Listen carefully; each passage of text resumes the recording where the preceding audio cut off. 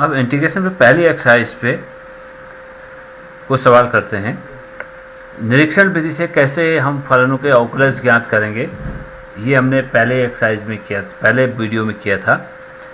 एक बार यहाँ से भी एक सवाल पूछा गया है कि निरीक्षण विधि से आप इस फलन का प्रति अवकलज ज्ञात कीजिए। एक बार पूछा गया पिछले सालों में। अब इससे आगे सवाल करते हैं। इसका 7वां सवाल देखिए। हमें इंटीग्रेट करना है integration of x square into 1 minus 1 upon x square d x. इसको हमें इंटीग्रेट करना है, तो इस एक्स स्क्वायर से गुणा कर देते हैं ब्रैकेट के अंदर, तो जाएगा एक्स स्क्वायर माइनस, इससे गुणा करेंगे ये 1 हो जाएगा डी एक्स। अब ये दो फलनों का अंतर है, इसका इंटीग्रेशन हो जाएगा integration of x square d x minus integration of 1 d x. देखिए, हमें जानते हैं कि differentiation of x equal to 1 होता है, इसलिए किसी भी अचर का आप करें differentiation of x equal to 1 होता है, इसलिए हमें इंटीग्रेशन ऑफ अगर 1 dx करना है तो इसका इंटीग्रेशन x हो जाएगा। तो इसलिए इंटीग्रेशन ऑफ 1 dx को सिंपली हम इंटीग्रेशन ऑफ 1 dx को इंटीग्रेशन ऑफ dx लिख सकते हैं सिंपली, तो integration of dx equal to हमेशा 1 हो जाएगा। अगर इंटीग्रेशन ऑफ हमें 2 ज्ञात करना है तो ये 2 जो है इंटीग्रेशन के बाहर हो जाएगा, 2 इंटीग्रेशन ऑफ dx, ये सिंपली 2x हो जाएगा इस प्रकार से। तो इंटीग्रेशन ऑफ dx अगर हम निकाल रहे हैं, integration of x square x की घात n का जब हम इंटीग्रेशन करते हैं तो एक घात बढ़ जाती है इंटीग्रेशन में, x की घात 3/3 हो जाएगा, और ये माइनस x dx का integration plus constant of integration, इस प्रकार से ये होगा। अगर 10वां सवाल हम देखते हैं, इंटीग्रेशन ऑफ वर्गमूल x माइनस 1/वर्गमूल x का होल वर्ग dx, इसे हमें इंटीग्रेट करना है। तो सबसे पहले इस ब्रैकेट को खोल देते हैं, ये वर्ग को खोल देते हैं, a माइनस बी का होल स्क्वायर के सूत्र से जब हम इसको खोलते हैं तो ये जाएगा वर्गमूल x का वर्ग x माइनस 1/वर्गमूल x का वर्ग 1/x और माइनस 2ab यानी माइनस 2 जाएगा, सॉरी प्लस जाएगा a square plus b square minus 2ab dx। अब इन सबको अलग अलग इंटीग्रेट कर देंगे। इंटीग्रेशन ऑफ x dx, इसका integration, then integration of 1 upon dx, इसका इंटीग्रेशन, 2 अचर है माइनस 2 इंटीग्रेशन ऑफ dx। अब x का इंटीग्रेशन एक्स स्क्वायर बट्टे 2, 1 अपॉन x का integration log of x minus dx का integration x plus constant of integration, ये इंटीग्रेशन हुआ। उसी प्रकार से अगर जैसे हम 12वें सवाल को देखते हैं, इंटीग्रेशन ऑफ x की घात 3 धन 3x धन 4 बट्टे वर्गमूल x है, इसे हमें इंटीग्रेट करना है। तो यहाँ भी हमें वही काम करना है कि वर्गमूल x से इसमें भाग कर देंगे, प्रत्येक पद को भाग कर देंगे, तो जाएगा इंटीग्रेशन ऑफ एक्स क्यूब बट्टे वर्गमूल x धन 3 गुणा x बट्टे वर्गमूल x धन 4 बट्टे वर्गमूल x dx हो गया, बराबर। अब x की घात 3 बट्टे x की घात 1/2, तो घातें घट जाएंगी, x की घात 3 ऋण 1/2 धन 3 गुणा वर्गमूल x हुआ ये x की घात 1/2 धन 4/4 x की घात माइनस 1/2 dx। इस प्रकार से हम इसको लिख देंगे, यानी हर में इस चर को नहीं रखेंगे, भाग करके x की घात ऋण 1/2 ये हो गया। अब इसको x की घात n से, n हमारे पास कोई वास्तविक संख्या है तो इसका इंटीग्रेशन हम जानते हैं, केवल x को -1 नहीं होना है। x अगर integration of 1 upon x equal to हमारे पास लॉग ऑफ x हो जाता है, तो x की घात n इज इक्वल टू हमारे पास x की घात n plus 1 upon integration of 1 upon x equal log x हो जाता है, और तथा इंटीग्रेशन ऑफ x की घात n upon x, integration of x की घात n dx अगर हमें निकालना होगा तो ये x की घात n plus 1 upon n plus 1 हो जाएगा, provided n is not equal to -1। ये सूत्र n is not equal to -1 के लिए, अगर n इज इक्वल टू -1 हो जाएगा तो इंटीग्रेशन लॉग ऑफ x हो जाएगा। तो इसको हम पहले सॉल्व कर लें। x की घात ये हो जाएगा 5/2, 3 गुणा 6 ऋण 1 धन 3x की घात 1/2 धन 4x की घात ऋण 1/2 dx। अब इन पदों को अलग अलग लिख लीजिए। इंटीग्रेशन ऑफ x की घात 5/2 dx, 3 अचर है x की घात 1/2 dx धन 4 अचर है, x की घात ऋण 1/2 dx। सारे पदों को अलग अलग इंटीग्रेट कर देंगे। अब x की घात 5 को हम इंटीग्रेट करेंगे तो इसमें 1 जुड़ जाएगा। x की घात 5/2 धन 1 बट्टे 5/2 धन 1 धन 3 गुणा x की घात 1/2 धन 1 बट्टे 1/2 धन 1 धन 4 गुणा x की घात ऋण 1/2 धन 1 बट्टे ऋण 1/2 धन 1 धन कांस्टेंट ऑफ इंटीग्रेशन बराबर ये हो जाएगा x की घात 7/2 बट्टे 7/2 हुआ तो इसे हम 2/7 लिख सकते हैं। धन 3 गुणा x की घात 3/2 बट्टे 3/2 हुआ तो इसे हम इसे 2/3 लिख सकते हैं। धन 4 गुणा x की घात 1/2 बट्टे 1/2 बट्टे 1/2 हुआ तो ये 2 ऊपर आ जाएगा। धन c, एक बार और इसको ठीक से सॉल्व कर दें। 2/7 x की घात 7/2 धन 2, 3 से 3 कटा, x की घात 3/2 धन 4 दूना 8 x की घात 1/2 धन c। ये इंटीग्रेशन हुआ। वैसे अगर 13वां सवाल है, 13वां सवाल अगर हम देखते हैं, हमें चाहिए इंटीग्रेशन ऑफ x की घात 3 ऋण x² धन x ऋण 1 बट्टे x ऋण 1 dx। ये है तो हम x ऋण 1 का भाग करेंगे। देखिए अगर ऊपर x ऋण 1 गुणनखंड में आ सकता है तो आसानी से x-1 कट जाएगा। अदरवाइज हम शेषफल प्रमेय से ऊपर के गुणनखंड करें या x-1 से भाग करेंगे तो ये हो जाएगा इंटीग्रेशन ऑफ, ऊपर दिख रहा है हमें x² कॉमन है, x-1 प्लस 1 कॉमन है, x-1 बट्टे x-1 dx बराबर इंटीग्रेशन ऑफ x-1 इसका गुणनखंड हो गया, x² प्लस 1 दूसरा गुणनखंड हो गया बट्टे x-1 dx। x-1 कटा या integration of x² plus 1 dx। अब इसको इंटीग्रेट कर लीजिए। अब अगर वर्गमूल x बाहर से है जैसे 15वें में है, इंटीग्रेशन ऑफ वर्गमूल x गुणा 3x² धन 2x धन 3 dx है। तो इस वर्गमूल x से अंदर गुणा कर देंगे। 3 गुणा जब गुणा करेंगे तो घातें जुड़ जाएंगे, भाग करते हैं तो घातें घट जाती हैं, समान आधार होने पर यहाँ पर घातें जुड़ जाएंगी। 2 धन 1/2 हो जाएगा। धन 2 गुणा x की घात 1 धन 1/2 धन 3 गुणा x की घात 1/2 dx। ये हुआ बराबर 3 गुणा इंटीग्रेशन ऑफ x की घात 5/2 dx, मैंने इस पद को अलग लिख लिया, धन 2 गुणा x इंटीग्रेशन ऑफ x की घात 3/2 dx धन 3 गुणा इंटीग्रेशन ऑफ x की घात 1/2 dx। अब इसको इंटीग्रेट करिए, इसको इंटीग्रेट करिए, इसको इंटीग्रेट करिए। इसका इंटीग्रेशन हो जाएगा x की घात 7/2 बट्टे 7/2 होगा तो गुणा 2/7 हो जाएगा।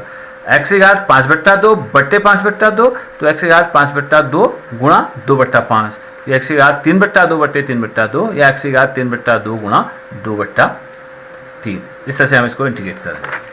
अब कुछ त्रिकोणमितीय फलनों के समाकलन है, जैसे हम देखते हैं 17वां सवाल है।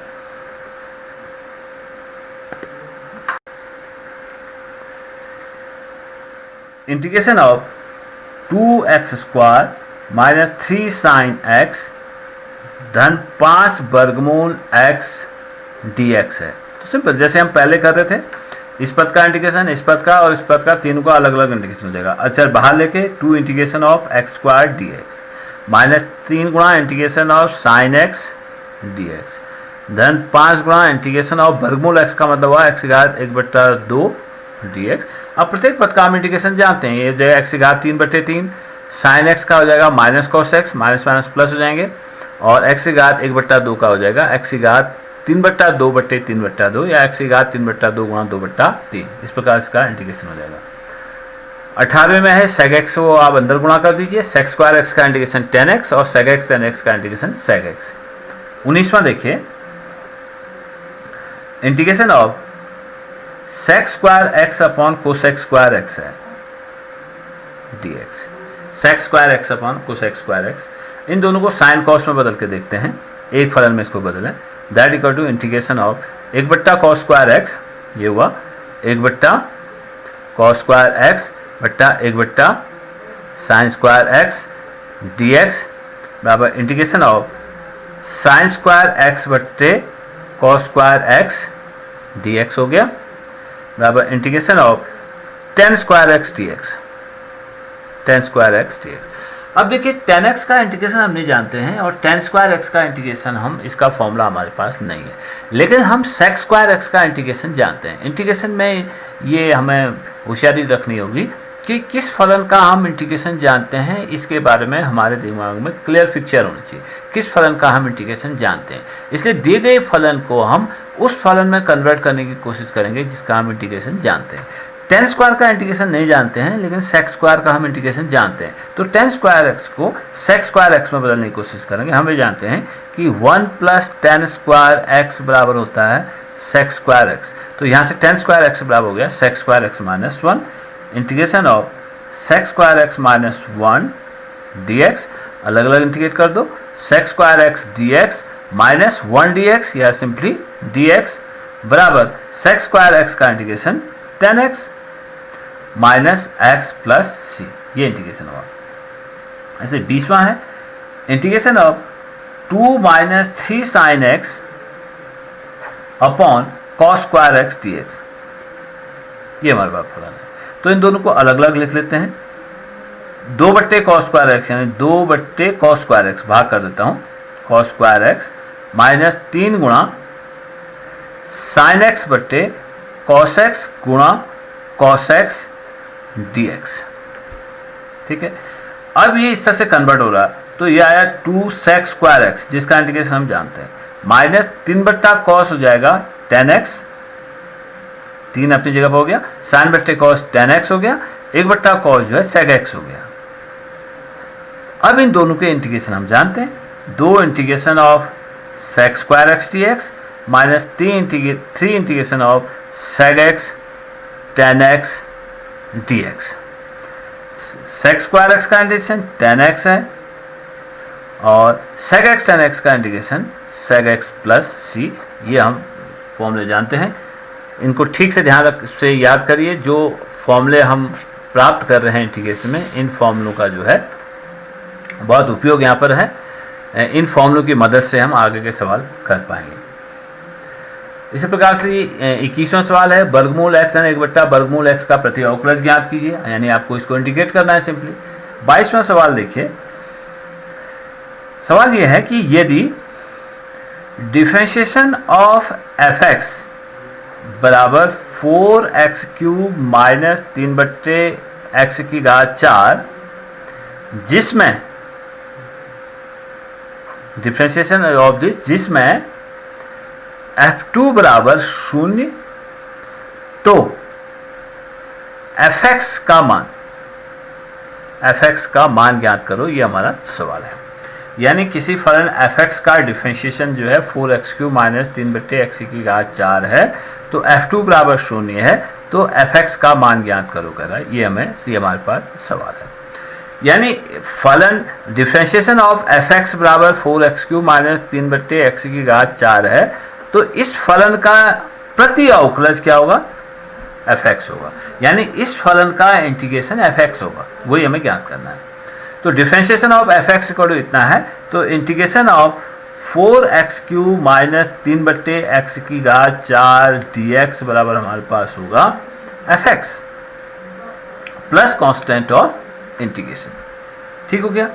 इसका जो इंटीग्रेशन होगा, इसका जो प्रति अवकलज होगा, डिफरेंशिएशन ऑफ f(x) या डिफरेंशिएशन ऑफ c इतना ही होगा। तो इसका जब हम प्रति अवकलज अनिश्चित समाकलन ज्ञात करते हैं इस फलन का, तो इसका जो इंटीग्रेशन होगा वो f(x) प्लस c होगा। ठीक हो गया।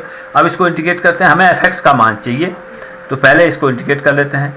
4x³ का इंटीग्रेशन होगा 4 गुणा x⁴/4 ऋण, अलग अलग लिख लेते हैं इसे, चलिए।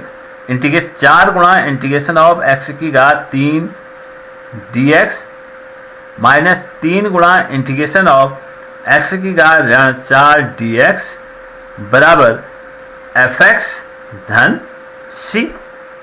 ये जो कांस्टेंट ऑफ इंटीग्रेशन है ये अभी निकाला जाना है, यहां से निकलेगा f2 बराबर 0 से। तो 4 गुणा एक्स क्यूब का इंटीग्रेशन हुआ x की घात 4/4 ऋण 3 गुणा x की घात ऋण 4 का इंटीग्रेशन हुआ x की घात ऋण 4 धन 1 ऋण 3 बट्टे ऋण 3 बराबर एफ एक्स प्लस सी।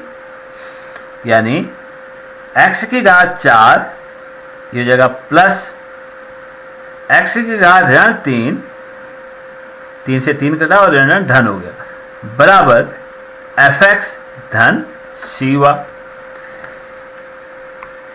यानी x की घात 4 धन 1/x की घात 3 बराबर एफ एक्स धन सी हुआ। हमें एफ एक्स का मान चाहिए, तो एफ एक्स बराबर हमारे पास आया 1/x की घात 4 धन x की घात 4। एफ एक्स बराबर x की घात 4 धन 1/x की घात 3 ऋण सी हुआ। अब इस सी का मान ज्ञात किया जाना है, तो हमें दिया है जब f2 बराबर हमें 0 दिया है, तो यानी जब x = 2 था तो फलन का मान 0 था। तो जब x बराबर 2 तो मेरे फलन हमारे पास हो जाएगा f2 बराबर 2 की घात 4 धन 1/2 की घात 4 ऋण c। तो f2 है 0 बराबर 2 की घात 4 हुआ 16, ये 3 था, सॉरी 2 की घात 3 था धन 1/8 ऋण c। यानी c बराबर हो जाएगा 16×128 लॉसो ले लिया मैंने धन 1/8 बराबर 129/8। तो c बराबर हुआ 129/8। इसे फलन एफ एक्स क्या हुआ, इसमें c का मान रख देते हैं। एफ एक्स का मान ज्ञात करने के लिए इस फलन में हम जहां पर c है वहां पर हम c का मान रख देते हैं। तो एफ एक्स बराबर हो जाएगा x की घात 4 धन 1/x की घात 3 ऋण 1/29/8। ये हल हुआ। और तो इसलिए ये जो ऑप्शन है x की घात 4 धन 1/x की घात 3, ये ए जो ऑप्शन है वो ठीक है, इसमें ऑप्शन दिए हुए हैं। यहाँ पर एक बात आपको डाउट हो सकता है कि ये इंटीग्रेशन में सर ने यहाँ पर कांस्टेंट क्यों नहीं रखा है। इंटीग्रेशन के बाद मैंने यहाँ पर कांस्टेंट नहीं रखा। असल में एक कांस्टेंट इधर आएगा, एक कांस्टेंट दाएं तरफ है, दोनों कांस्टेंट को जोड़ के फिर से एक कांस्टेंट आना है, तो मैंने इस कांस्टेंट को अवॉइड किया। दोनों कांस्टेंट जोड़ के फिर कांस्टेंट ही आना है, सी आना है यहाँ पर, तो मैंने केवल सी लिखा है यहाँ पर। इस कांस्टेंट का मान हम इसे कहते हैं इनिशियल वैल्यू, यानी एक्स के प्रारंभिक मान। जब एक्स का मान 2 था, जब एक्स का मान 2 था, x = 2 था, तो फलन का मान 0 है। तो यहाँ से हम इस कांस्टेंट का मान ज्ञात करते हैं।